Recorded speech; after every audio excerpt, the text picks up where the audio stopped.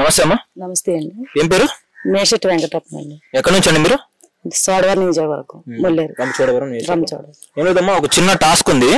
So నా చేతిలో ఈ రెండు ఉన్నవి పోస్టర్స్. ఈ రెండు పోస్టర్స్ లో ఏదైనా మీకు నచ్చింది ఒకటి తీసుకోండి. కెమెరా చూపిండి ఒకసారి. ఎవరామో తెలుసా మీకు? తెలుసు. ఏం పేరు ఆమె పేరు? గీత మేడం. గీత మేడం. సో ఈమె ఎందుకు తీసుకున్నారు మీరు? ఈవిడ గతంలో మాకు మంచి కార్యక్రమం చేసిందండి. సిసి రోడ్లు, డ్రైనేజీలు, వాటర్. ఇప్పుడు వచ్చి మాకు అలాంటి ఇబ్బందులు ఏమి లేవండి. ఆవిడ వచ్చిన తర్వాత మాకు ఎన్ని ప్రాబ్లమ్ క్లియర్ చేసిందండి. అందుకే మళ్ళీ తీసుకుంటున్నాం. గెలిచింది 2014లో కదా? అవును సార్. ఐడియా 2014లో గెలిచినప్పుడు మీ ప్రాంతానికి ఇటువంటి మంచి కార్యక్రమాలు చేశారండి. మళ్ళీ మేము ఎన్నుకుంటున్నామండి. ఈమె ఎందుకు ఉంటుందమ్మా? మాకంటూ కరెక్ట్ గా ఏ పనులు చేయలేదు. ఎవరు? వైసీపీ వాళ్ళు చేయలేదు. వైసీపీ వాళ్ళు. అందుకని మళ్ళీ మేము ఆ ప్రభుత్వంలోకి వెళ్ళకుండా మళ్ళీ ఈవిడ తీసుకుంటున్నాం. అంటే వీళ్ళు సంక్షేమం అంతా చేస్తున్నాం ఎంత చేస్తున్నాం అని చెప్పి అంటున్నారు కదా, ఏం చేయలేదు కానీ కొన్ని కార్యక్రమాలు అయితే మాకు కరెక్ట్ గా లేవండి. అందుకని మేము కరెక్ట్ టైం మనిషిని చూసుకున్నాం మళ్ళీ. సో గీతా మేడం మనిషి స్వభావం ఎలా ఉండేది? అందరితో మాటకారిగా మాట్లాడుతూ ఉంటారా లేకపోతే కలుపుతానంగా ఉంటారండి? అందరిని ఆకట్టుకునేలా మాట్లాడతారా? కార్యక్రమం కూడా అవే చేస్తారండి. అందుకే మళ్ళీ రావాలనేసి మేము మళ్ళీ కార్యక్రమం గురించి చూస్తున్నామండి. ఈవిడే రావాలనుకుంటున్నాం మేమైతే. గీతకి మళ్ళీ రావాలంటే గీత గారే రావాలండి. పోయినసారి 92,000 మెజార్టీ వచ్చింది. ఈసారి మరి ఎంత వస్తుంది అంటారు? రెట్టింపు వస్తుంది. రెట్టింపు వస్తుందా? 1,80,000 రాసుకోవచ్చు. రావచ్చండి, ఎందుకంటే ఆవిడ చేసిన పనులు అటువంటి అండి. ఇక్కడ దాకా మనం చూసుకుంటే ఇప్పటి వరకు ఈ అరకు లోక్సభ పరిధిలో వైఎస్ఆర్సీపీ నెగ్గుకుంటా వచ్చింది. మరి ఈసారి రికార్డు బ్రేక్ చేస్తారంటారా? బ్రేక్ అండి. బ్రేక్ అయిపోద్దా? బ్రేక్ అండి. గీతమ్మ గారు బ్రేక్ చేస్తారా? చేస్తారండి. గొడ్డేటి మాధవి గారు పోయినసారి 2 లక్షల పైచులు మెజార్టీతో గెలిచారు కదా, అయినా కానీ నెగ్గుకు రాగలరు అంటారు. వస్తారండి. ఏం లేదమ్మా, ఒక చిన్న పని మీద వచ్చాము. సో ఎలక్షన్ కదా, ప్రజల నాడి ఎలా ఉందో తీసుకుందాం చెప్పి వచ్చాము. ఈ పోస్టర్లు 2 కనిపిస్తున్నాయి కదా మీకు, ఈ రెండిట్లో ఏదైనా మీకు నచ్చింది ఒకటి తీసుకోండి. ఇదా ఒకసారి కెమెరా చూపిండి అమ్మా. అది ఎవరైనా తెలుసా మీకు? తెలుసండి, గీత గారు. గీత గారా? ఎలా తెలుసు మీకేమో? ఇది అన్ని పనులు చేసిందండి, చేసి అమ్మకి చూపించిందండి. చేశారండి. అది కాబట్టి ఈవిడ మాకు ఇష్టం అండి. ఈవిడనే మేము ఎన్నుకున్నామండి. అంటే మీకు ఏమేమి కార్యక్రమాలు చేశారండి గతంలో? అయ్యే రోడ్లు అనగా, అదే సాగునీరు అనగా అన్ని కూడా ఇచ్చారండి. కుళాయిలు కట్టించారండి. అందుకోసం మేము ఎన్నుకున్నామండి. మీకు కావాల్సినవన్నీ కూడా చేశారు. మళ్ళీ ఆమెను గెలిపిద్దాం అనుకుంటున్నాం. మరి వైఎస్ఆర్సీపీకి ఛాన్స్ లేదంటారా? లేదండి. ఎందుకు లేదంటారు? ఇవ్వడానికి లేదండి. అంటే పథకాలు ఇస్తున్నాం అదని చెప్పి అంటున్నారు కదా, అలా ఈ పథకాలు ఇస్తాం అంటున్నారు కానీ ఏం పథకాలు ఇచ్చారండి? ముసలి అట్టలకి ఇవ్వాలి కదండి, కష్టపడి వాళ్ళకి ఆ పథకాలు ఇచ్చాడు. ఎవరికి ఇచ్చారండి? ఎవరికి వీలు కూడా చేయలేదండి ఆయన. ఇప్పుడు గీతా గారు వస్తే మీకు కావాల్సినవన్నీ కూడా మళ్ళీ ఇవ్వడానికి సిద్ధంగా ఉన్నారంటారా? ఉన్నారండి, చేస్తారండి, చేసి పెడతారండి. ఎంత మెజార్టీతో గెలిపించుకుంటారు ఈసారి గీతక్కని? అందరం ఒకటేసి గెలిపించుకుంటామండి. ఓకేనా? ఏం లేదు, ఇప్పుడు చిన్న టాస్క్ ఉంది నా ముందర. సో 2 పోస్టర్స్ చూపిస్తాను మీకు. ఆ 2 పోస్టర్స్ లో మీకు ఏది నచ్చిందో తీసుకోవాలి. అది ఎందుకు తీసుకున్నారో ఒక చిన్న రీజన్ చెప్పాలా? ఓకేనా? ఓకే. కొంచెం చూడండి 2. గీతా మేడం గారు కెమెరా చూపండి. ఎవరిని చూపించారు? గీతా మేడం గారు, కొత్తపల్లి గీత గారు. సో ఈమె ఎందుకు తీసుకున్నారండి? ఈమె ఎందుకు తీసుకున్నామంటే అండి, దేశంలో నరేంద్ర మోడీ గారికి ఎంత ఇమేజ్ ఉందో అరకు పార్లమెంట్ లో ఈవిడికి కూడా అంతే ఇమేజ్ ఉంది. అంత ఇమేజ్ ఉందా? ఉంది. ఎందుకు చెప్తున్నామంటే గతంలో ఈవిడి అప్పుడు వైసీపీగా ఎంపీగా నెగ్గినప్పటికీ కూడా, కేంద్రంలో అధికారం లేనప్పటికీ కూడా ఈవిడి ఈ ప్రాంతంలో చాలా అభివృద్ధి పనులు చేశారు. ఎందుకంటే నా పేరు 45 లక్షలు. ఎవరి సహకారంతో చేశారంటారు?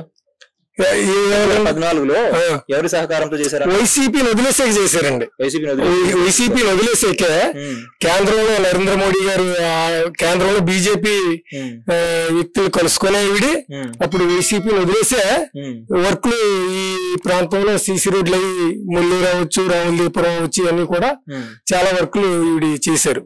45 లక్షల రూపాయల వర్క్లు చేశారు ఈ మా ఏరియాలోని ఈవిడి. ఎందుకంటే చాలా ఇమేజ్ గల వ్యక్తి. రెండోది, ఈయన ఎందుకు ఎంచుకున్నారంటే ఈ ప్రాంతంలో ప్రధానమైన సమస్య ఏంటంటే పోలవరం విషయం అండి. పోలవరం విషయంలో గత ప్రభుత్వం మేము ఇచ్చేస్తామనేసి ఎవరికి కూడా భూమి పోయిన వాళ్ళకి భూమి ఇస్తామన్నారు. ట్రైబుల్ కి డీ పట్టాలు ఉన్న వాళ్ళకి భూమి పోయిన వాళ్ళకి భూమి ఇస్తామన్నారు. ప్యాకేజీ కూడా పూర్తి అవ్వలేదు. చాలా మందికి ఇల్లు కట్టలేదు. సపోజ్ 4 మండలాల్లో 30 మండలాల్లో అయితే ఎవరికి కూడా ఇప్పటికింకా తరలించలేదు. వాటర్ వస్తే మునిగిపోతున్నారు వాళ్ళు. వాళ్ళకి ఎటువంటి ప్యాకేజీ లేదు. వాళ్ళకి బయటని కూడా వెళ్ళ స్థాయిలో కూడా ఏమీ కేటాయించలేదు. అలాగే దేవీపట్నం మండలంలో కూడా 60 గ్రామాల వరకు ముంపుకు గురయ్యి వాళ్ళకు కూడా కొంతమందికి ఏదో తరలించారు తప్పగానే ఎటువంటి సదుపాయం లేదు, పునరావాసం కల్పించలేదు. అలాగే ఎవరైతే గుట్టేటి మాధవి గారు ఉన్నారో, గుట్టేటి మాధవి గారు అంటే ఏదో మాట్లాడేటప్పుడు కొంతమందికి తెలుసు తప్ప ఈ ప్రాంత ప్రజలకి ఆవిడ ఒక ఎంపీ అని కూడా ఎవరికి తెలియదు. 2 లక్షల పైసలు మెజార్టీతో గెలిపించారు కదా, ఎవరికి జనాలు జరగలేదావా? 2 లక్షల పైసలు అంటే అది గాల్లో ఇప్పుడు రాష్ట్రం అంతా 150 సీట్లు గెలిచారు వాళ్ళు. ఆ గాల్లో నెగ్గారు తప్పగానే వాళ్ళ ఇమేజ్ తో కాదు. ఈ వాళ్ళైతే ఇప్పుడు ఇమేజ్ తో నెగ్గుతారు, మోడీ గారు ఇమేజ్ తో నెగ్గుతారు ఖచ్చితంగా. ఇప్పుడు ఆవిడ ఎలాగైతే 2 లక్షల మెజార్టీ అంటున్నారో అంతకంటే 4 లక్షల మెజార్టీతో మేడం గారు నెగ్గుతారని మాకు ఒక నమ్మకం ఉంది. చరిత్రలో చిరస్థాయి నిలిపిపోయేలాగా గెలుస్తారు. ఖచ్చితంగా నెగ్గుతారు. ఇంకా మేము చెప్పాలనుకుంటారు స్పెసిఫిక్ గా ఈ వస్తే మనకి ఇంకా ఏం చేయగలుగుతారు అని చెప్పి చెప్తారా? ఈ ప్రాంతం అభివృద్ధి ఈవిడితోనే చెందుతుంది అనే ఒక నమ్మకం అండి, బలమైన నమ్మకం ప్రతి ఒక్కరికి కూడా. ఎందుకంటే ఎంపీ క్యాండిడేట్ ఎవరు కూడా ప్రజల్లోకి అంత వెళ్ళదు, ఎమ్మెల్యేలు వెళ్తారు తప్ప. కానీ ఈ ఆలీవిడి ఒక సాధారణ వ్యక్తిగా ప్రతి ఒక్కరితో కూడా కొత్తపల్లి గీత ఏంటంటే అలా చేశారు. ఈవిడ గతంలో మాకు వచ్చి చాలా అభివృద్ధి కార్యక్రమం చేశారండి. ఒకసారి కెమెరా చూపండి. ఎవరు అది? కొత్తపల్లి గీత గారండి. కొత్తపల్లి గీత గారండి. ఈవిడ 2000 సంవత్సరంలో భారీ మెజార్టీతో నెగ్గారండి. 2014లో భారీ మెజార్టీతో నెగ్గారు.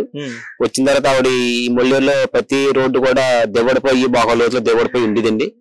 ఏ ఇదికి వెళ్ళాలన్నా బండి అన్నా మనిషి అన్న నడిచి వెళ్ళాలంటే చాలా ఇబ్బందికరం ఉండేది. ఆ మేడం గారు వచ్చిన తర్వాత ప్రతి ఊళ్ళో ఇంచుమించు లేదంటే ఈ ఊళ్ళో ఇంచుమించు 20 రోడ్లు పైన ఇచ్చారండి. 20 రోడ్లు సీసీ రోడ్లు 20 రోడ్లు పైన ఇచ్చారండి. మొల్లేరు గ్రామంలో ప్రత్యేకంగా మొల్లేరు గ్రామం అంటే మొల్లేరు పంచాయతీలో 6 గ్రామాలు ఉందండి. 6 గ్రామాల్లో మొల్లేరు గ్రామంలో ప్రత్యేకంగా ఒక 20 రోడ్లు ఇచ్చారండి. అలాగే చీరాపట్నం గ్రామంలో ఇంచుమించు ఒక 5 ఇచ్చారండి. అలా రావులదేవిపురంలో ఇంచుమించు ఒక 5 ఇచ్చారండి. అలా లొద్దిపాలెంలో 2 ఇచ్చారండి. ఒడిచేరులో 2 ఇచ్చారండి. అలాగే ప్రతి గ్రామంలో కంటే మొల్లేరు గ్రామంలో ఒక 20 రోడ్లు ఇచ్చారు. చుట్టుపక్కల గ్రామాలు కలిపి ఇంచుమించు లేదంటే ఒక 28 సీసీ రోడ్లు ఇచ్చారండి. మొత్తం గ్రామ ప్రజలు అయితే గ్రామం ఇంచుమించు లేదంటే ఆవిడ గీత మేడం గారు కూడా ఆ టైప్ లోనే కొలుస్తారండి. అంటే ఈ మేడం గారు వస్తే అభివృద్ధి కంపల్సరీ చేస్తారు. మళ్ళీ ఈ గ్రామానికి ఏమన్నా లోటుపాట్లు ఉన్నా తీరుస్తారు. ఇంకా కొంచెం లోటుపాట్లు ఉన్నాయండి, ఆ లోటుపాట్లు కూడా తీరుస్తారని ఈ గ్రామ ప్రజలందరూ కోరుకుంటున్నారు.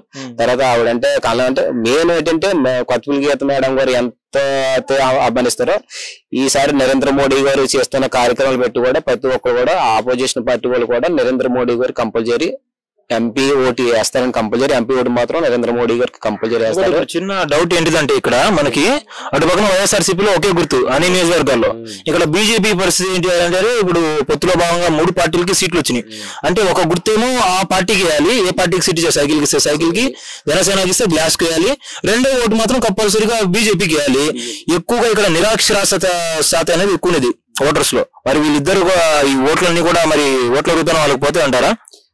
వెళ్ళవండి అంటూ ఏంటంటే ఇంత ముందు అక్షరాస్యతలు తక్కువ ఉన్నా ఇప్పుడు ప్రతి ఒక్కరికి లోకజానం అన్నది ఉందండి. ఇప్పుడు ప్రతి ఒక్కరు కూడా అబ్జర్వ్ ఎలక్షన్ అంటే ఏంటి ఎలా చేయాలి ఏంటన్నది కూడా ఎంత ఎలాగున్నా ప్రతి ఒక్కరికి ఎంత చదువుకోకపోయినా గిరిజన ప్రాంతంలో ఒక అవగాహన అన్నది వచ్చిందండి. గతంలో కన్నా ఇప్పుడు అవగాహన వచ్చిందండి. కంపల్సరీ ఏంటంటే ఫస్ట్ బ్యాలెట్ వెళ్ళాలన్నా ఎంపీ ఓటు ఉంటుంది, కంపల్సరీ కమలం గుర్తు మీద వేస్తారండి ఫస్ట్ ఓటు మాత్రం. ఇక్కడ ఎందుకంటే ఆపోజిషన్ పార్టీ వాళ్ళు కూడా మాతో మాట్లాడటం జరుగుతుంది. కంపల్సరీ నరేంద్ర మోడీ గారికి అయితే ఒక ఓటు వేస్తారండి. ఒక ఓటు అయితే ఎంపీ ఓటు అయితే మాత్రం అంటే ఇప్పుడు ఉమ్మడి వర్గంలో ఉన్న వాళ్ళు ఎలాగ బీజేపీకి వేస్తారు, కానీ ఆపోజిషన్ లో ఉన్న వాళ్ళు కూడా నరేంద్ర మోడీ గారు రామ మందిరం నిలబెట్టడం పెట్టి తర్వాత నరేంద్ర మోడీ గారు చేసినటువంటి ఈ 10 సంవత్సరాల్లో ఎటువంటి మహత్తరమైన కార్యక్రమం అంటే ఏ గవర్నమెంట్ చేయలేనిది భారతదేశాన్ని ఇప్పుడు యశ్వ గురువు కింద ప్రధానమంత్రి గారు తీసుకెళ్లారు. ఆ విధంగా ఇప్పుడు ప్రజలు నరేంద్ర మోడీ గారిని ఒక దేవుడి కింద కొలుస్తారు ప్రతి భారతీయుడు కూడా. ఆ విధంగా ఇప్పుడు నరేంద్ర మోడీ గారి గురించి కంపల్సరీ గెలిపించుకుంటారు. నరేంద్ర మోడీకి 400 ఎంపీ సీట్లు రావాలన్న పట్టుదలతో భారతీయ ప్రజలందరూ కోరుకుంటున్నారండి కంపల్సరీ. గీతా మేడం గారు గతంలో మనం చూసుకుంటే కనుక వైఎస్ఆర్సీపీ తరఫున గెలిచారు. దాని తర్వాత పార్టీ మారడం జరిగింది. దాని తర్వాత అసలు కంప్లీట్ గా బయటకు వెళ్ళడం జరిగింది. ఇప్పుడు బీజేపీ తరఫున వస్తున్నారు. ఇప్పటి వరకు ఈ గడ్డ పైన ఎప్పుడు చూసినా కానీ కాంగ్రెస్ లేకపోతే వైఎస్ఆర్ కాంగ్రెస్ పార్టీ మాత్రమే గెలిచాయి. వేరే పార్టీ గెలిచిన దాఖలాలు లేవు. మరి ఈసారి గెలుస్తారా నిజంగా? ఈసారి గెలుస్తారు. ఏమంటే గతంలో